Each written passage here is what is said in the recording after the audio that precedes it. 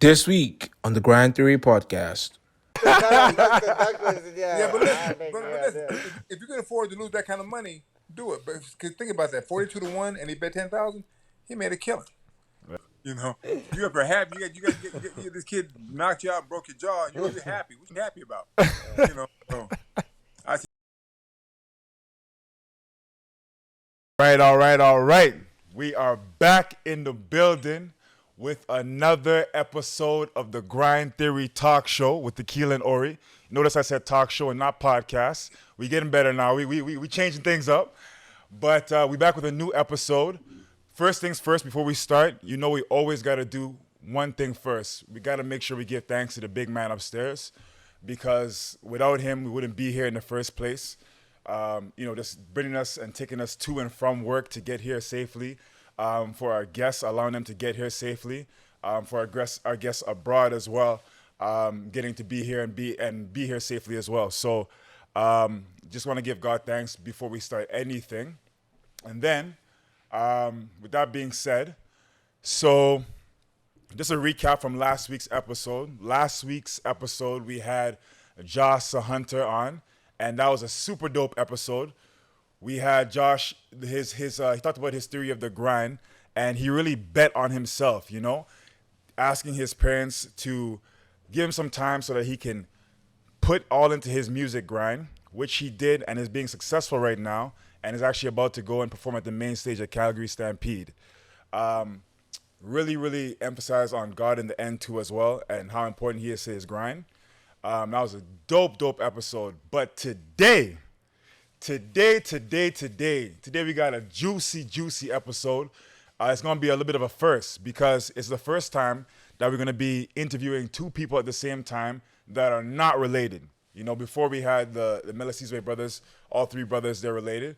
But today, we're doing a little bit of remote and in the studio at the same time. So it's going to be a really new experience, really dope experience.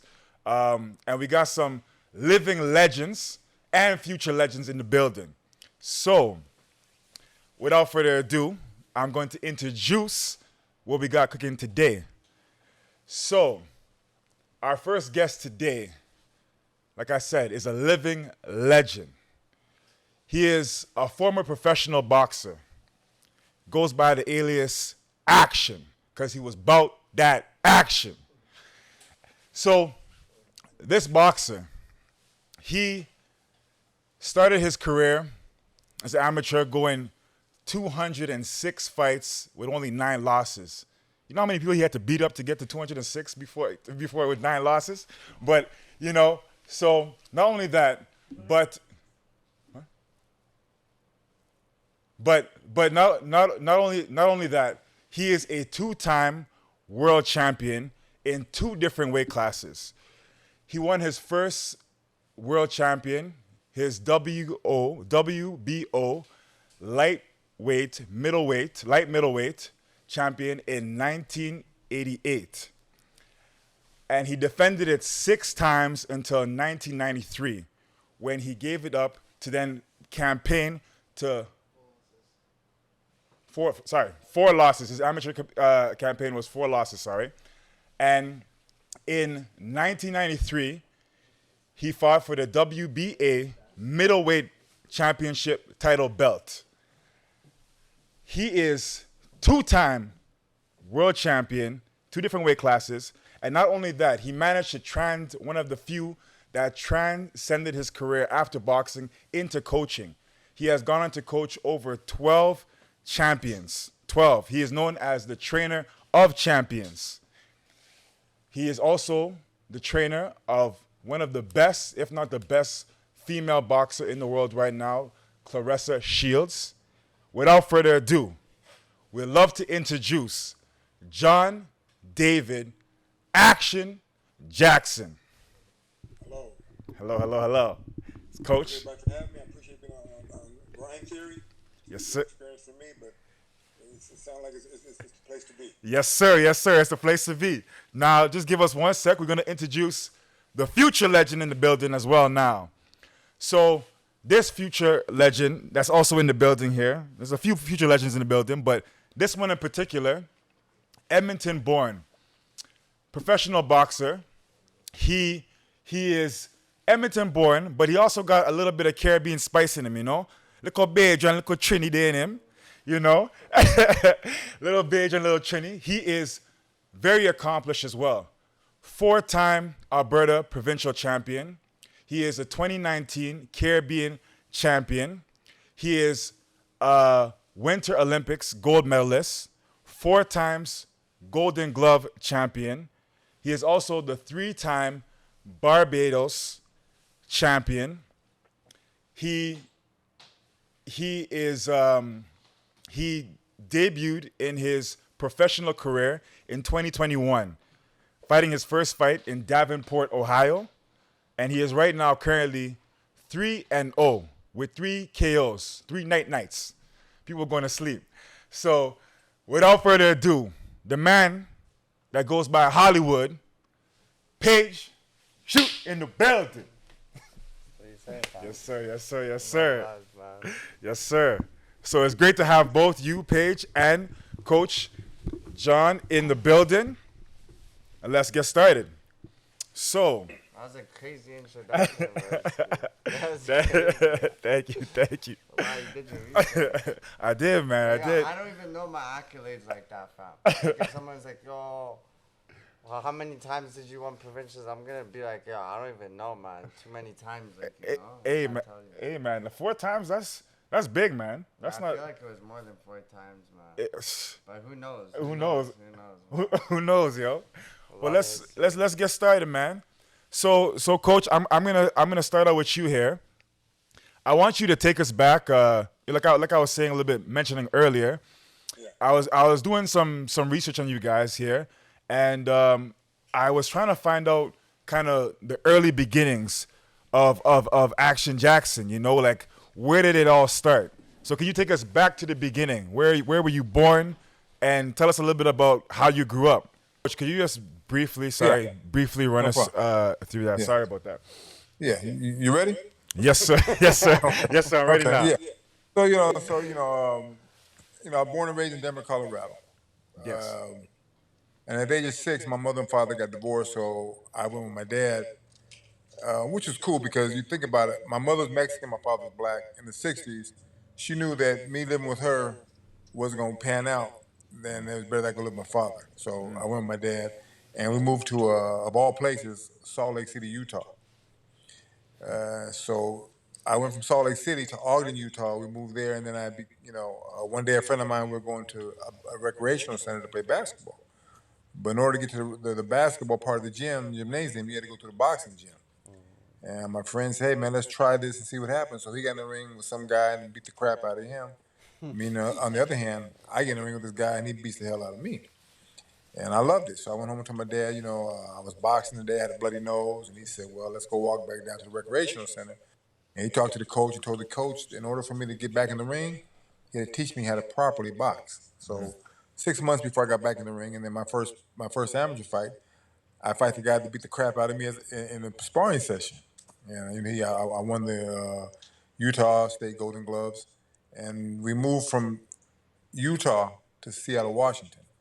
And I became teammates with a lot of good guys up in the Tacoma Boyz Club.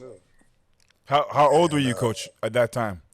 I was 9. It was 3 years later. I was 9 years old. You were 9? When I moved to Seattle, and it was a different world than Salt Lake City boxing because the fighter was so much better up in Seattle, Tacoma area.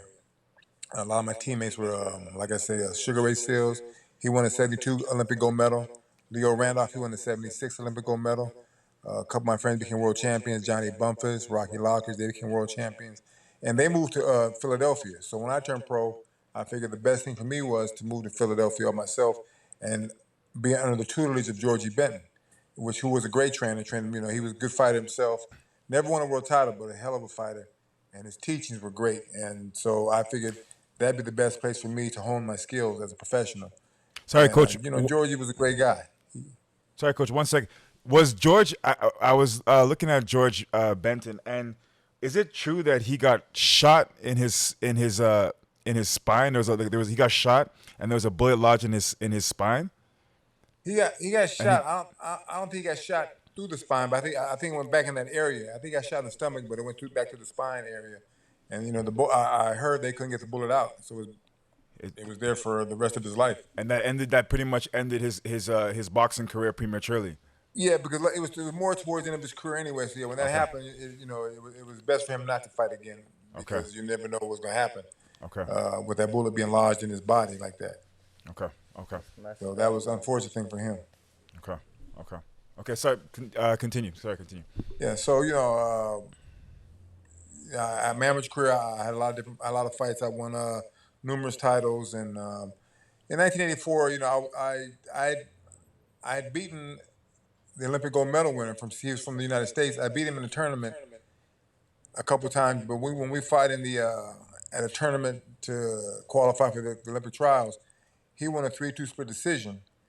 And Shelley Finkel, who was the big time manager, came up to me and said, "John, what happened?" I said, "What do you mean what happened?" "I lost the fight." He said, "Yeah, but," he said, "you lost a 3-2 split." I said, "Well, 3 judges thought I lost and 2 thought I won. What can I do about that?" I said, "I'm gonna turn pro." He said, "No, man, don't turn pro. Stay amateur. We want to do something with you." But I was so fed up with the amateur program and the politics of it that I just turned pro. In hindsight, maybe I should have stuck around. I would have got a better deal, than what I got as a pro, because I had to fight a little bit harder than most guys because my role was a little bit different. I wasn't paid with gold, and I didn't get to fight, the cream of the crop or the guys. I shouldn't say cream of the crop, but I didn't get handpicked opponents like a lot of these guys got, and so I had to fight to really prove myself going through the professional ranks.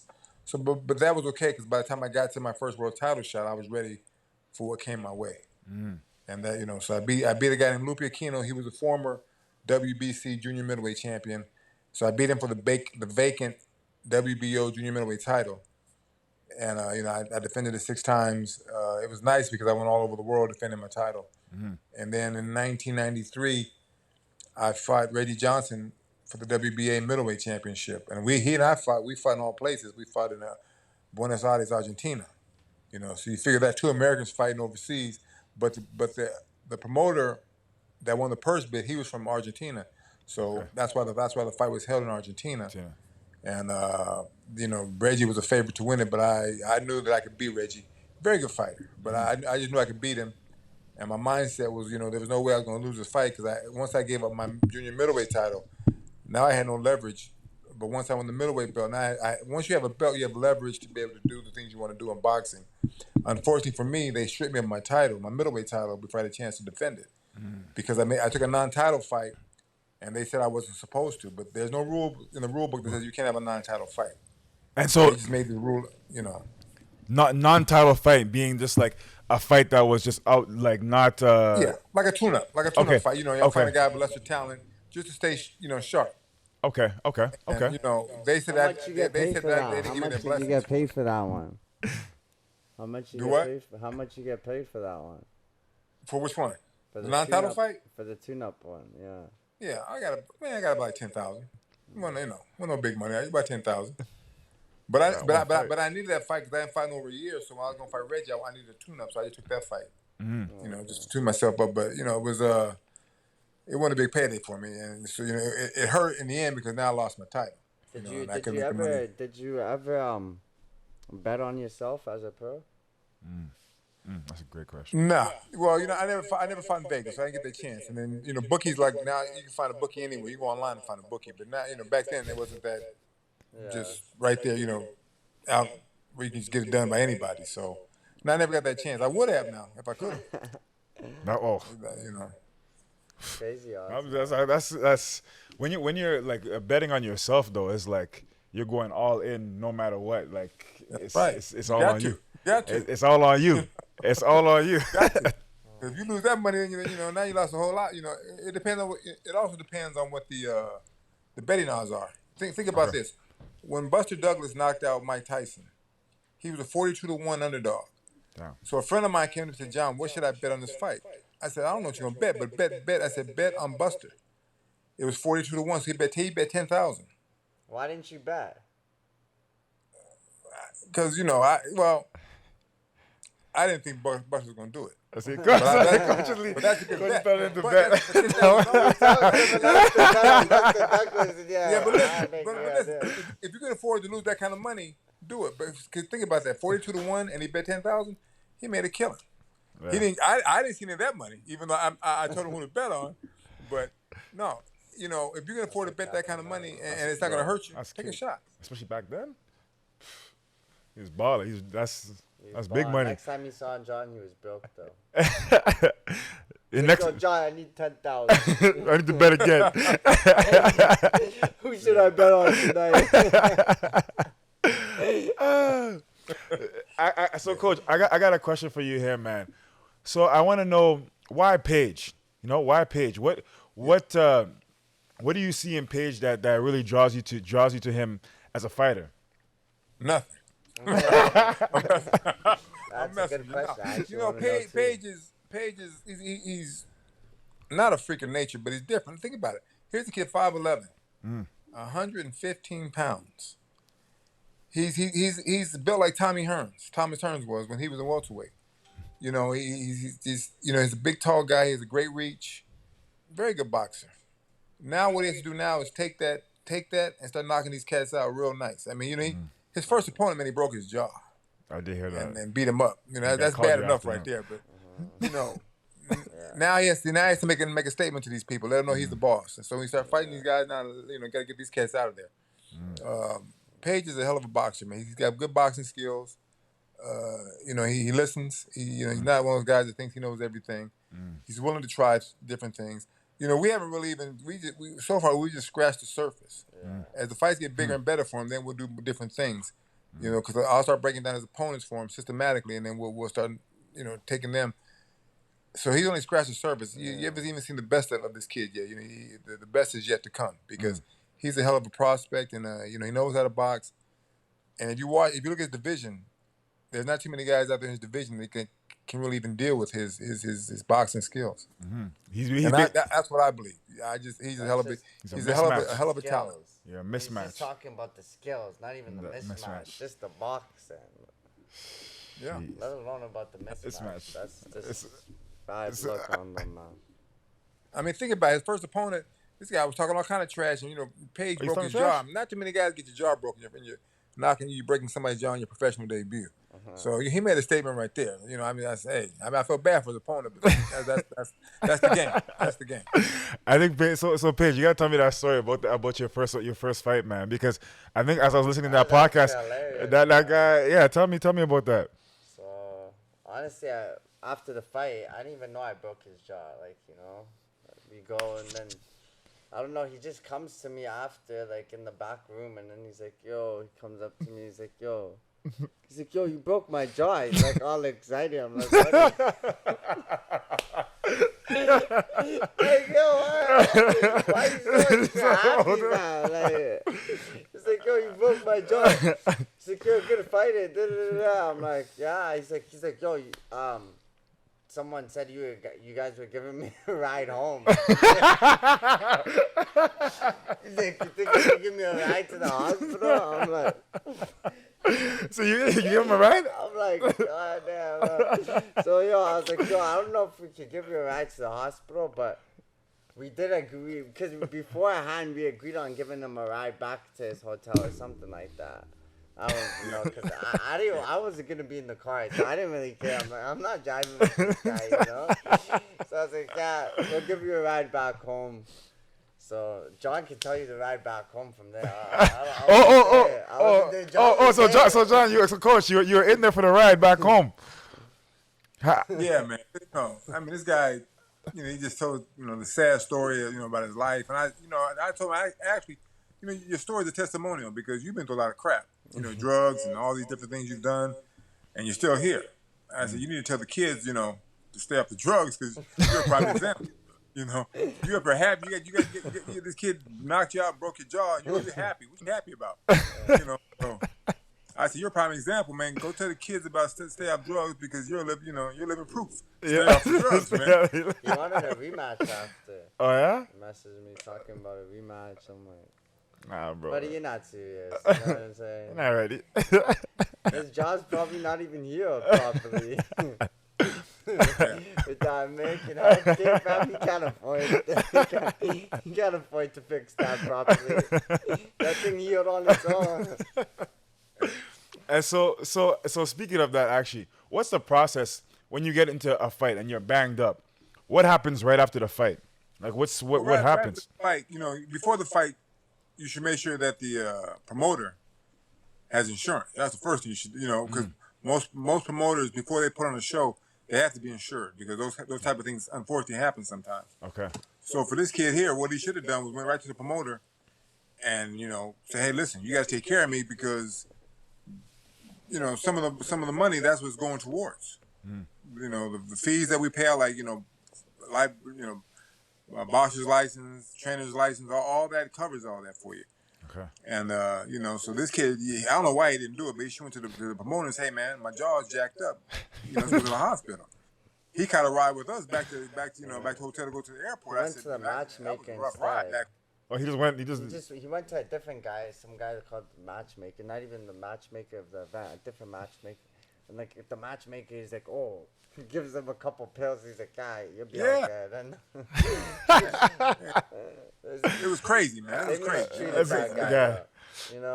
But maybe that's boxing for you, man. It's grimy. It's grimy, right? Boxing is unregulated. So back in your day, Coach, can you give us some stories of like some of the unregulated experiences that you would have had, as a boxer? Like, what was it like back then in boxing, and how has it changed for now? Yeah. Well, actually, like you mentioned the word grimy, because some of the guys are grimy. It hasn't changed much. Boxing still. Here's what it is. At the highest level, it's a wonderful thing. But a lot of guys that are starting out, they're climbing up that ladder. Their road is a lot more. It's dirty. It's backroom deals being made. You might have like the kid when Paige had his first pro fight.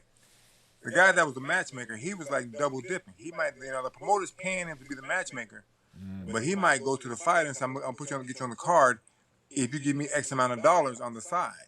Oh. And so what he's doing, he's double dipping because he's getting paid by the promoter, get these guys to show together. But he'll tell these certain guys, "Hey, I'll get you a fight if you give me X amount of dollars on the side." Mm-hmm. And that's not good because a lot of these guys, he'll get guys that need the money real bad and don't care, if they take a butt whooping to get it.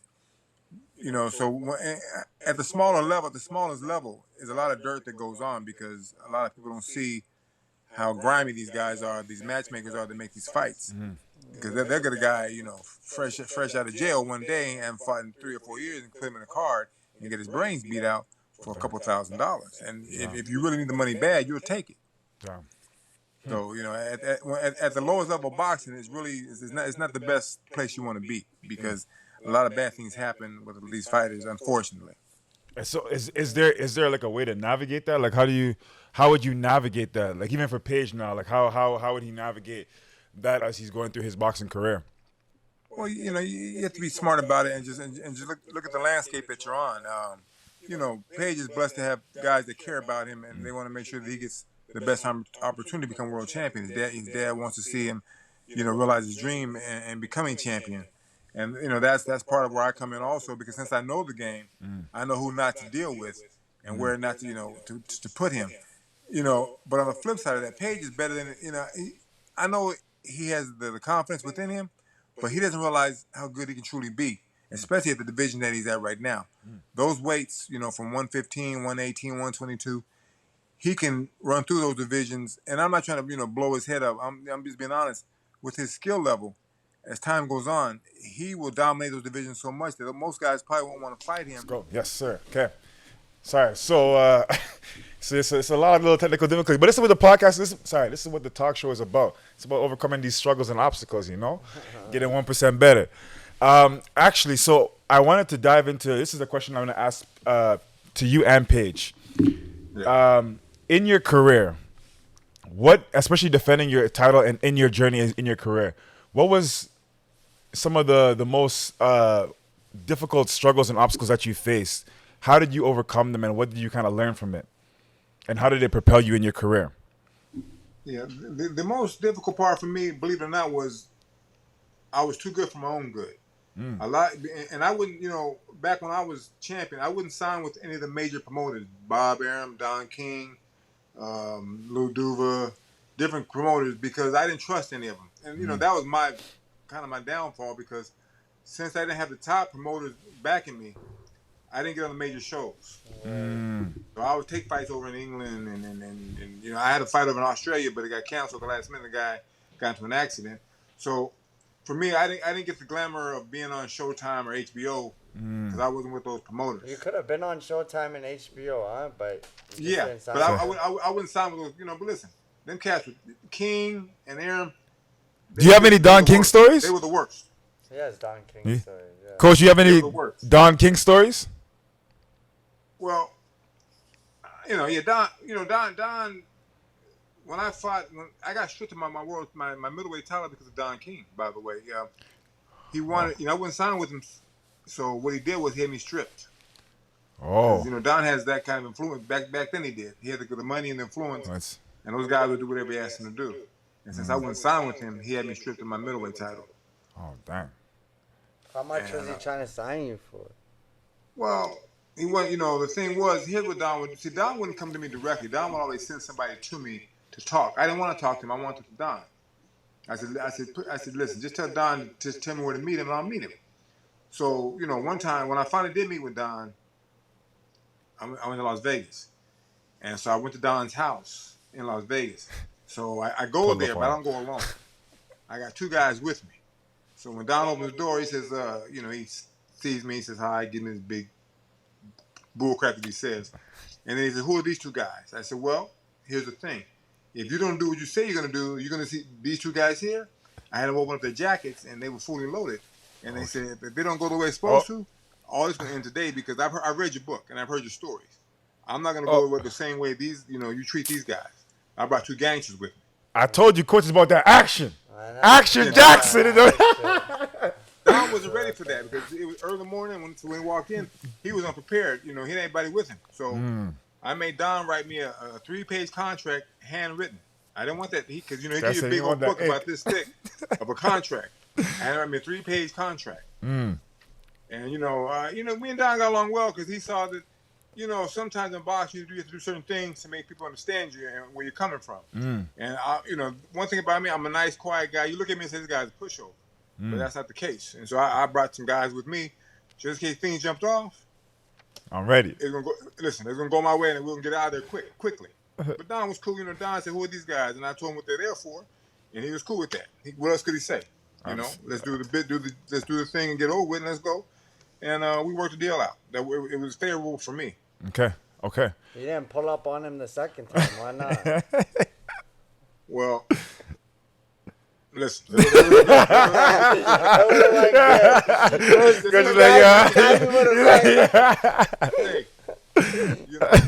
Let me just say this. In my boxing career, I may have looked like a nice guy, but I did certain things. I do certain things sometimes to get where I had to get to. I'll give you one real quick. I had a fight when I fought in England. The promoter there, him and my so-called manager at the time, they stole $100,000 from me. I didn't realize that. When I got back to America, I found out. So what I did was I met the American promoter. No, my ex-manager. I met him in Atlantic City. And I said, hey, listen, I heard you and this guy from England stole $100,000 from me. So I said, you owe me $50,000. I'm gonna get the other $50 from him later on. I said, I'm gonna tell you what's gonna happen. I pointed. I said, look in this direction, and there were these two guys. They were fully loaded. They opened their jackets up. I said, if I don't get a check, if I don't get a cashier's check for $50,000 or cash in 2 days, I said, you, your wife, and your grandkid, you won't be here. I said, I had a cashier's check. I'm serious. I had a cashier's check the next day for $50,000. So you had to say, but that's what I had to do it, to get the job done to get my money. Unfortunately, those things happen in boxing. A lot of people don't tell you these stories. I don't know about other fighters, but I did what I had to do to get my money. Say, coach had those Play two with guys on the that payroll, money, bro. 100,000? That's a lot of cake, Don't though. play with that. That's a lot of Yeah, cake. especially back then. Yeah, that's Especially back then. So you could have been living nice with that. So coach, you transition now from your world titles into coaching. What is, as even with your training, what made you such a great coach after being a great boxer? Because a lot of great boxers don't always transition to being great coaches. So Yeah. what helped you make that transition? I'm glad you asked that question. Initially, I never even thought about being a trainer, a professional boxing trainer. Georgie Benton was the first one who told me. He said, one day you're gonna make a great trainer. I said, why is that? He said, because you have patience and you understand the game. And I'm saying to myself, I told myself, man, I'm not gonna train these knucklehead fighters. They're hard headed, man. I'm not gonna mess with them. But then one day, Shane Mosley asked me to train him. I used to work with him. I worked with him for his first fight with Oscar De La Hoya. And he liked it. So one day he said, I want you to be my head trainer. I said, okay. Him and his father fell apart. And so I started training him. And that I was blessed to have him as my first pro fighter because that opened a lot of doors for me rather than have to, start at the bottom and just train guys, 4-round fighters with no names, period. At the highest level, I started training Shane. So that made my pathway to getting better name fighters work even better for me, right out the gate. I think I didn't really want to. I didn't think about being a trainer in the beginning. I just didn't think that was for me. But once I started doing it, and I enjoy teaching these guys. Because what I do, more than a teacher, what I try to do is like break down your opponent for you as time goes on. Because that to me is that's important that you have the right preparation for your opponent. And if you're not a fighter, most guys I tell them by the time you get to me, you should know how to box. Just have all the basics down. Yeah. Because I'm sure you can be a little bit different than just 1-2 and uppercut and a hook. You should know how to do all that long before you meet me. Okay. And so for me, I was blessed to be able to start working with Sugar Shane Mosley at the highest level. So that made my road to become a top-notch trainer even easier. Okay. It opened a lot of doors for me. Okay. I think being a coach makes you a better fighter, though. Yeah. For me, I started coaching like a couple years ago, you know what I'm saying? Like coaching little guys at the gym, training people here and there. But even the guys at the gym now, I give my input and try to train them myself. Because when you train someone, then you see, things like when you're on the pads doing stuff with them, you see things that you wouldn't be able to see if you were doing If you were doing it as a fighter. Actually, you should be doing this. You know what I'm saying? There's a lot of things you see as a trainer that you don't see as a fighter. So it makes you a better fighter as well. So would you recommend that boxers try and coach as well? No, because a lot of these boxers don't know shit. Their coaches don't know shit. So no, I can train someone because, bro, I know more than most of these coaches know. These actual coaches, because my coach actually taught me the game. So I can train somebody. But I wouldn't recommend some other boxers training people because they don't know anything about the sport. There's a lot of people that don't know anything. You know what I'm saying? Their coaches don't listen. know anything. Can I say this real quick? See, he just hit it right on the nail on the head. Unfortunately, today's so-called trainers, they're not teachers of boxing. They all want to do mitt work with you, and Floyd Mayweather, him and his uncle, God rest his soul, they had that little mitt thing, that routine they did. That was great for them. But behind closed doors, Roger Mayweather, he taught him and Floyd, they worked. They worked real hard. But today, these guys, they get mitts and they think they're great because they got a little routine they do with you, and that's supposed to be something great. But they're not teaching you how to really box because they don't know how to. Most trainers today, they're not teachers of boxing because they never fought.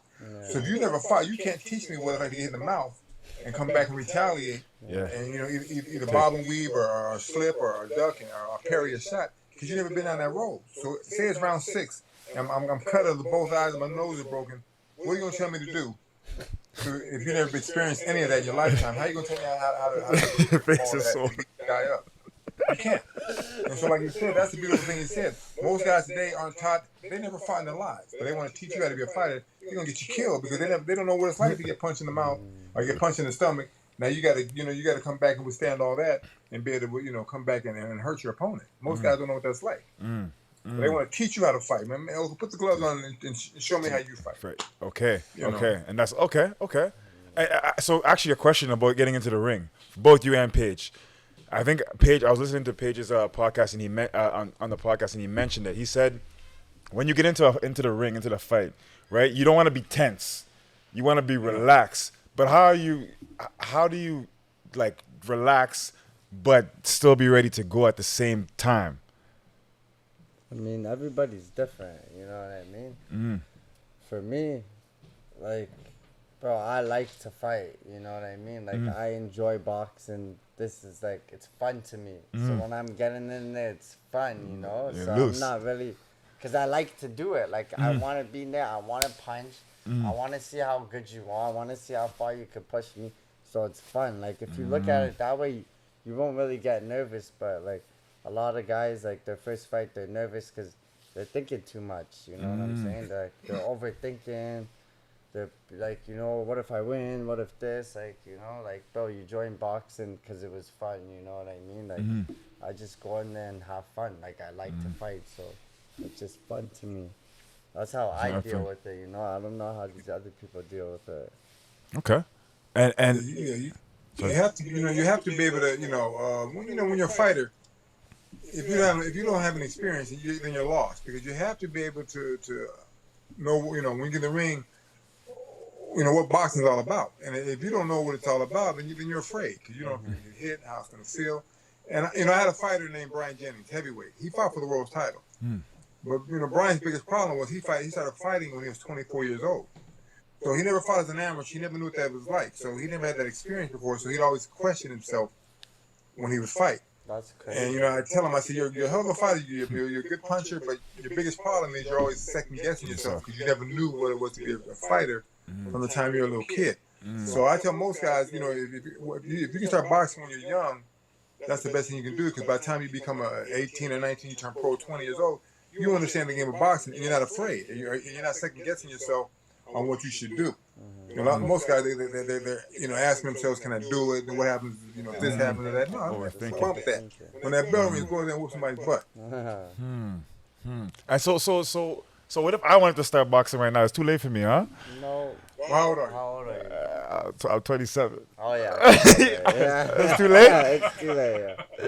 It's too late. You could do some TikTok box. Some celebrity box. Nah, I want to box. Well, That's where the money's at. Believe it or not. yeah, TikTok boxing. Not boxing. Not boxing? Too late. Maybe the oldest world champ to start was, I think, 23, 24. But he said he had a fighter that was 24 that fought for the world title. That's pretty good. That's good. That's amazing. Yeah. Coach. Yeah, go ahead. Sorry, no, go ahead, Coach. No. I said we can make history, man. Yo, we can make history. Why not? Are you willing to get hit? Are you willing to get hit? Am I willing to get hit? Yeah. Yeah, but I'm willing to hit. Not saying you have to get hit, but the chances are sometimes during that fight you can get punched. So are you willing to get hit? Yeah, I play football. I'm willing to get hit. Yeah, why not? Okay. Why not? I guess there's no That's half the battle. Believe it or not, that's half the battle right there. Why not? If you can accept the fact that you don't get hit, then you're good. But you're too old. I'm gonna just be honest. You're too old. Paige is putting limits on me right now. Paige is putting limits on me. I'm being realistic. You know what I'm saying? I'm gonna be real. I ain't gonna sell you dreams and be like, yo, you could be one. Maybe you could like 21. I'd sell you some dreams. But Call no. out Jake Paul and get paid. Hey, okay. Yeah. Actually, speaking about Jake Paul, what do you guys think about that? I mean, it's good for boxing. It's bad for boxing. Why? Listen, it's bad for boxing, but I give him credit if he's smart. He's getting paid. If you can do this, I mean, he's not a real fighter, but I can't knock him for getting paid millions of dollars. And he's not robbing the bank. He's robbing people. But he's not a bank robber. He's not selling drugs, selling dope. So he didn't knock out Tyron Woodley? Or Tyron Woodley faked that?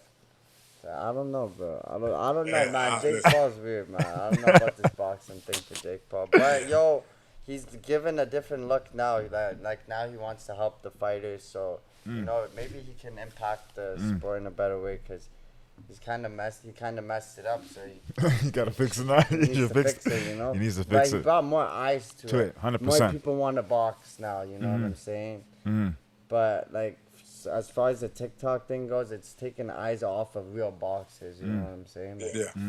you need to get. It's hurting the game. It's hurting the game of boxing a little bit. And Okay. like now, bro, honestly, this whole, like Mayweather, like yo, the money in boxing, I get it, but now everybody's just about the fucking money. money, Like yeah. it's too much. Like Yeah. everybody, money. Okay, like yo, let's The love. just fight. Let's get the best Let's fighters fight. fighting. Yes, the money, but it's too much money. Like. Yeah.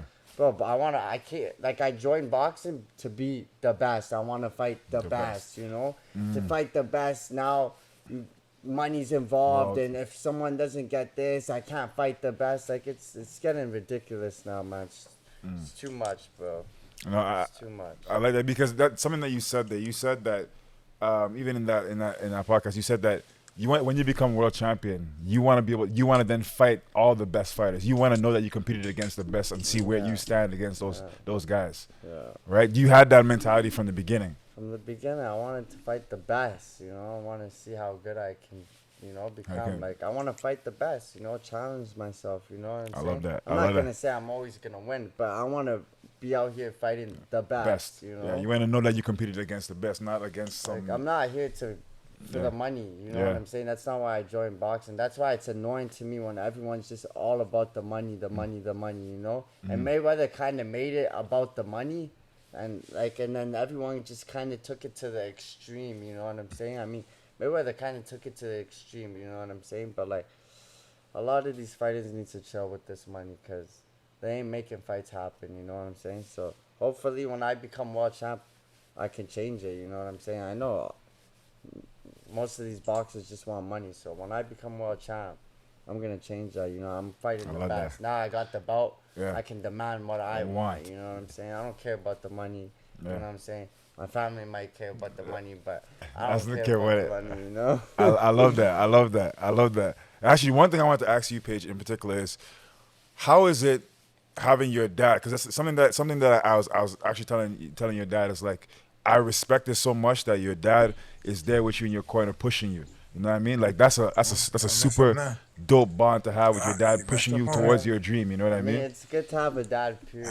You know? Lots of kids grow up without a dad. 100%. Absolutely, lots of kids grow up with a dad, especially as a boy. You know what I'm saying? Yeah. You need a dad in your life. You know what I mean? Yeah, 100%. So my dad installed a lot of things when I was young. You know what I mean? Like, yeah. So it's important. It's important to have a dad in your life. I didn't grow up with my mom, so it's just my dad. So he built me to, like, you know, like, you gotta be a man. You know what I'm saying? So having him, like, in boxing too, it's just like, yo, as a dad, like, they understand, you know, they had dreams too. They just want their kids to succeed. So, you know, like, he takes a lot of stress off my shoulders. As most kids, they don't have parents, they don't have support. So my dad fully supports me. So all I have to worry about is one thing, you know what I'm saying? All I gotta worry about is boxing, you know what I mean? I don't gotta worry about money, where I'm sleeping, nothing. My dad's gonna take care of me, you know what I'm saying? Yeah. He's gonna support me. He's gonna look out for my best interests. Like, 100%. you know, it takes a lot of stress off of me when I just have to worry about one thing. You know, my dad will look after everything. So, alhamdulillah, you know what I mean? Yo, shout out to Pops, man. Very big all respect. The dads in the world that take care of their kids, man. You know what I'm saying? Facts. A lot of these kids don't have dads, you know? Facts. So a lot of them just, like, you know, they're raising themselves. You know what I mean? They don't have a dad to tell them, yo, you gotta do this, and listen, like my dad, like, growing up, always, like, even my friends know about my dad, because my dad is, you know, he's active. He's like, yo, page this, page that, like, you know what I'm saying? He's always on my case. So, like, alhamdulillah, it made me strong, you know, it made me grow up to be a good person, you know what I'm saying? Yeah. So So it's a good thing that my dad's there, you know? Because if he wasn't, I would probably be a badass kid. Because I'm bad as it is, you know what I'm saying? So if my dad wasn't there, I wouldn't be listening to nobody. Because all I listen to is my dad. So if it wasn't my dad, I wouldn't be listening to nobody.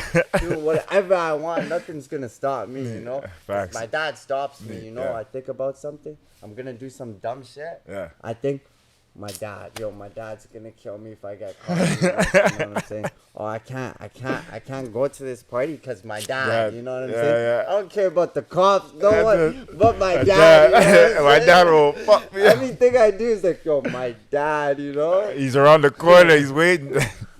No, and I guess, Coach, was that similar for you too? Because you said that you went and you asked your dad to take you into boxing too. So did your dad play a similar role in terms of your boxing career as well, or?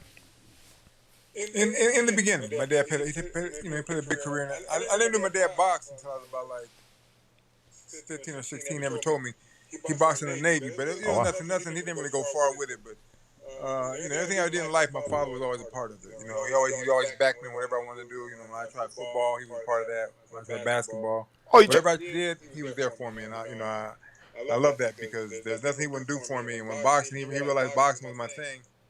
He was 110% behind me with that. And when I turned pro, actually, he was the first person to call Georgie Benton. And he talked to Georgie before I did about me, coming to Philadelphia and turning pro with Georgie. And it was a wonderful thing because it made my road easier to have to go there because my dad paved the way. Paved the way for, yeah. And my dad's like Paige's father, man. He's a wonderful person, and the best thing. Going to live with my father was the best thing that ever happened for me as a kid because he was always there for me. Whatever went down, he was always there present to make sure that things went my way for me. No, like Paige said, man. Shout out to all the fathers out there, man. Shout out to Papa Ambrose, man, for real. One thing I wanted to ask was, Paige, I was going to ask you what I know that Coach answered. But what has been the biggest kind of obstacle that you had to encounter so far in your career, and how have you kind of dealt with it, and what have you learned from it? Probably early in my amateur career, dealing with like robberies, boxing, corruption, you know what I'm saying? Like, just like, because in the beginning, you're blind to it, and then you start to understand boxing's corrupt, you know what I'm saying? There's going to be corrupt judges, you know what I'm saying? So not everything's going to go in your favor, you know what I'm saying? So dealing with that is probably the biggest struggle. Like, the first time I had to deal with that was probably like nationals. Like a couple times I went to nationals and I'm fighting to get onto the Canadian team. So it's pretty big, you know what I mean? And every time I go to the finals, they give it to the other guy and all eyes I should have won, you know what I'm saying? So I had to deal with like, bro, I can't even get on the Canadian team. How am I going to get to the Olympics and how am I going to, you know what I'm saying? So I'm dealing with that, you know what I mean? So that was probably the biggest struggle I had to go through in my boxing, was just getting over that hump, you know what I mean? But they're racist. They're racist in Canada. That's what you're saying too.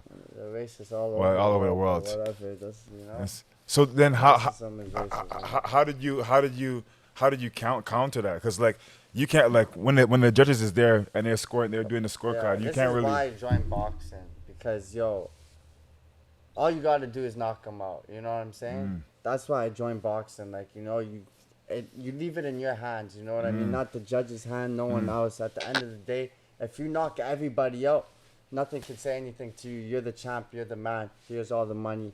That's it. That's why I joined boxing, because you can put it in your own hands. I don't got to depend on a teammate or this person. All I got to do is knock him out. So if I know these judges are not going to give it to me, I'm going to go out there and knock him out. Now I understand. You got to knock people out. You can't just go to the scorecard and hope these judges give you the score, because, if someone's paying these judges $1 million, you ain't going to get the fight. You know what I'm saying? So my mentality from now is to always go in there and to stop the guy. So I ain't going to no scorecard. No decision, no nothing. I'm going to stop him or I'm going to knock him out.